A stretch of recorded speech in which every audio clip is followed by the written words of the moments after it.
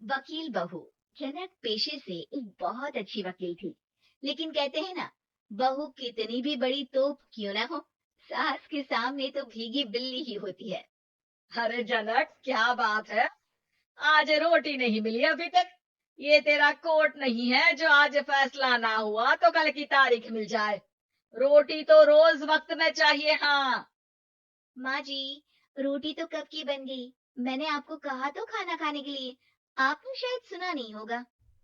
ओहो हो, जज नहीं हूं मैं तेरे कोर्ट की, सास हूं सास। कोई दलील फालतू की मत देना यहाँ। बहुत जानती हूं मैं इन वकीलों को। अपनी बात ऊपर रखने के लिए झूठ बोलने में जरा भी नहीं सोचते। तभी वहां जनक के ससुर आ जाते हैं। अरे भाग्यवान, क्यों बेचारे के काम को कोसती रहती है हमेशा। मैं भी तो था वहां जब ये आई थी तुझे रोटी खाने को बुलाने के लिए। सास को तो अब गुस्सा आ जाता है कि कैसे किसी ने बहू की साइड ले ली। अरे वाह जी वाह। वो तो मैं जानती थी कि कोई ना कोई गवाह तो ये पेश कर ही देगी। पर मैं तो अब सीधा खाना खाकर सोने जाऊंगी। मुझे आदत नहीं है किसी से बहसा बहसी करने की। पता नहीं कैसे ये वकील इतना दिमाग लगाकर खुद तो झूठ बोलते ही है, साथ में झूठे गवाह भी ले आते हैं।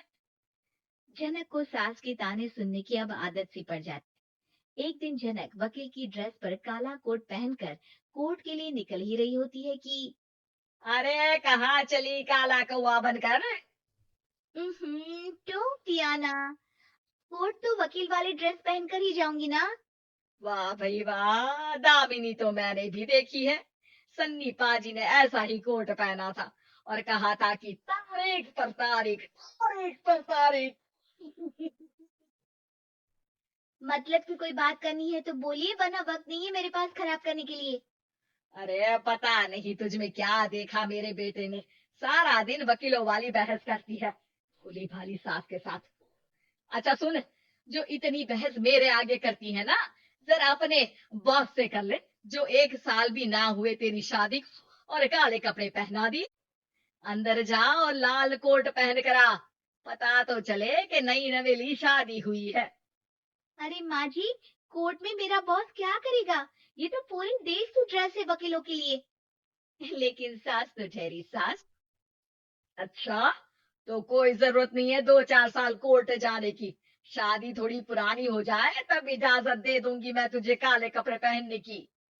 अब क्या था, मन मारकर जनक को लाल रंग का कोट पहनकर कोर्ट जाना पड़ता है। उसके जाने के बाद हाँ बढ़िया, ये पूरे देश की ड्रेस की बात करने वाली।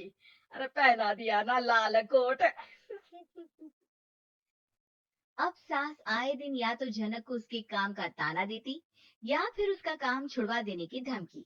तंग आकर एक दिन जनक पति से कहती है, मैं सोच रही हूँ कि कोर्ट जाना बंद ही कर दूं। अरे क्यों यार, इतना अच्छा करियर है, क्यों छोड़ने की सोच रही हो। अरे लाल रंग का कोट पहनकर जाना पड़ता है। हर बात पर सास ताना देती है कि वकील तेज होते हैं, सवाल जवाब करते हैं, झूठी दलीलें देते हैं। अरे तो ठीक है ना, वो जो कहती है अपनी समझ से कहती है, लेकिन तुमको तो पता है ना कि सच्चाई क्या है। जनक को पति की बात से हौसला मिलता है कि तभी घर पर कुछ लोग आ जाते हैं। अरे आइए पंच साहब, कैसे आना हुआ। अरे भाई साहब, सुना है कि आपकी बहू वकील है। तभी वहां सास आ जाती है। हाँ है तो, लेकिन क्या हुआ, फिर कहीं बहस कराई क्या। अरे हम तो खुद दुखी है उसके व्यवहार से। अरे भाभी जी, आपको तो पूरा मोहल्ला जानता है कि आप कितना बोलती है। फिर हम यहाँ बहू रानी की कोई शिकायत नहीं, बल्कि अपनी परेशानी लेकर आए हैं। ससुर जी खुश हो जाते हैं। हाँ हाँ, मैं भी बहू को बुलाता हूँ। जनक वहां आती है, सबको नमस्ते करके बैठ जाती है। बहू रानी, हमारे गांव में बड़ी मुसीबत आ गई है। अब तो पूरे गांव की जिम्मेदारी मानो तुम्हारे कंधों पर है।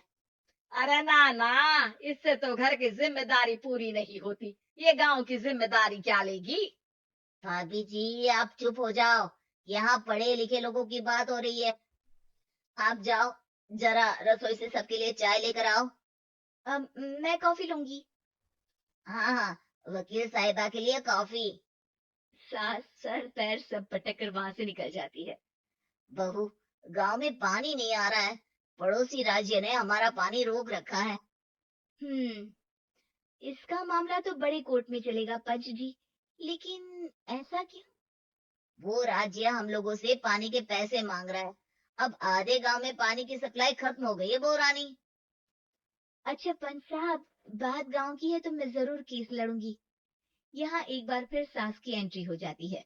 अरे वाह जी वाह, ये काम करवा लो, आप हमारी बहू से बहुत अच्छा करती है। मैं हूँ सीधी सादी सास। इस लड़की ने कैसे लड़ लड़ कर मुझे साइड कर रखा है, ये तो अब आपको पता चल ही जाएगा।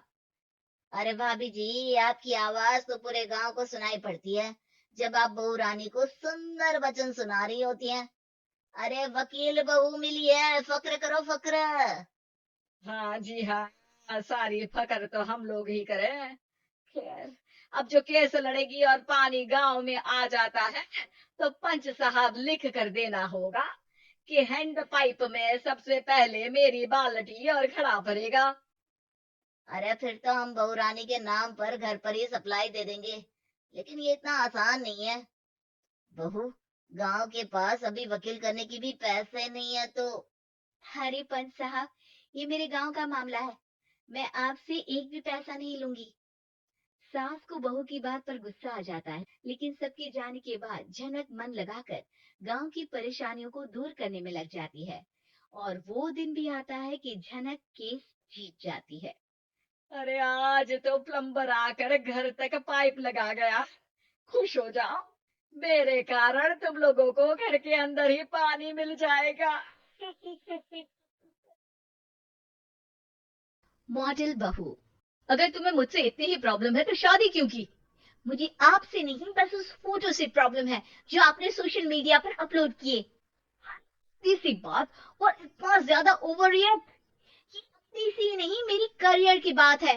मॉडल हूँ और मेरी इंडस्ट्री में कोई भी एक शादीशुदा मॉडल के साथ काम करना नहीं चाहता, इसीलिए अभी के अभी उन फोटो को डिलीट करो। नैना के गुस्से में ऐसा बोलने पर रोहित सोशल मीडिया से अपनी और नैना की सारी फोटो डिलीट कर देता है। नैना एक मॉडल है जिसकी शादी रोहित से होती है, पर उसे हमेशा हर चीज से पहले सिर्फ मॉडलिंग ही दिखाई देती है, इसीलिए वो इसके आगे अपनी शादी को भी कोई इम्पोर्टेंस नहीं देती। एक रात नैना तैयार होकर कमरे से बाहर निकलती है। अरे, इतनी रात को ऐसे तैयार होकर कहाँ जा रही हो? Night club. बहू, इस तरह रात भर घर की बहू का बाहर रहना सही नहीं है। ओ प्लीज, ये छोटी थिंकिंग आप अपने पास ही रखें। मेरे प्रोफेशन में night club and parties normal है। ऐसा बोलकर नैना घर से बाहर निकल जाती है और रात भर पार्टी करने के बाद अगली सुबह घर वापस आती है, जहां उसकी सास सुबह सुबह घर की सफाई कर रही होती है। ओहो मम्मी, आप बहुत जल्दी उठ जाती है। चलो अच्छा है, मैं चली सोने।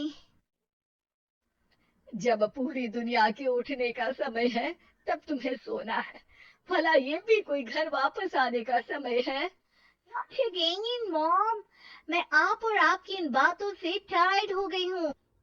अगर आपको ये सब सहन नहीं करना था तो रोहित की शादी एक मॉडल की बजाय किसी साधारण लड़की से करानी थी ना। सास को ये सब बोलकर नैना सोने चली जाती है, जिसके बाद वो सीधा शाम को कमरे से बाहर निकलती है तो देखती है कि उसकी सास और रोहित बैठे बैठे खाना खा रहे हैं। नैना भी उन्हीं के साथ डाइनिंग टेबल पर जाकर बैठ जाती है, जहां सारा तेल वाला खाना देखकर वो गुस्से में भड़क जाती है। ये क्या है मॉम? आपको पता है ना कि मैं एक मॉडल हूँ और मुझे अपना फिगर मेंटेन करने के लिए हेल्दी फूड ही खाना होता है, नॉट लाइक यू। भी आपने सारे खाने में तेल ही तेल भर दिया। बस नैना, बिल्कुल चुप।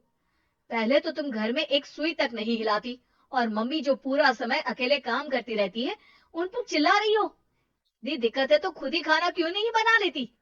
पर बनाओगी कैसे? तुम्हें तो मॉडलिंग, पार्टी और सेल्फी के अलावा और कुछ आता ही नहीं ना। मेरे भैया भाभी ने मुझे आज तक किसी काम के लिए नहीं बोला। मैंने जब जो मांगा वो मिला और इन्हें देखो, खाने ना कितनी बातें सुना दी। बस बहुत हुआ, मुझे अब यहाँ नहीं रहना। नैना गुस्से में तुनकते हुए बैग पैक करके घर छोड़कर अपने भैया के घर पहुंच जाती है, जहां उसकी भाभी खुशी से नैना का स्वागत करती है। अरे क्या बात है नैना, ना कोई खबर ना रोहित साथ में, अचानक कैसे आना हुआ? मैं तो उस घर को हमेशा के लिए छोड़ आई, दोबारा कभी वहां वापस नहीं जाऊंगी। ऐसा बोलकर नैना घर में आकर मजे में सोफे पर बैठ जाती है, जिसके बाद अब वो पूरे ठाठ बाट से अपने मायके में रहने लगती है, जहां उसकी भाभी सारा काम करती और नैना अपने मॉडलिंग प्रोजेक्ट करते हुए बस मौज में बैठकर खाती। नैना, आखिर बताओ तो सही कि तुम्हारे ससुराल में ऐसा क्या हुआ जो तुम्हें घर छोड़ना पड़ा? बस उन्हें मेरा लेट नाइट पार्टी जाना और कोई काम ना करना पसंद नहीं था, तो मैंने वो घर छोड़ दिया और यहाँ आ गई। नैना की बात सुनकर उसकी भाभी हैरानी से उसे देखने लगती है, पर कुछ बोलती नहीं। इसी तरह कुछ समय बीतता है और देखते ही देखते अब नैना के पास मॉडलिंग के प्रोजेक्ट्स आने कम हो जाते हैं, जिससे नैना बहुत परेशान रहने लगती है। कैसे हो सकता है? मैं इतनी सुंदर मॉडल हूँ तो फिर भी मुझे काम क्यों नहीं मिल रहा? देखो नैना, काम में ऐसे उतार चढ़ाव तो आते ही रहते हैं। आज नहीं तो कल तुम्हें इससे भी अच्छा काम मिलेगा। तब तक अगर तुम चाहो तो घर में खाली बोर बैठने से अच्छा है कि मेरी मदद कर सकती हो।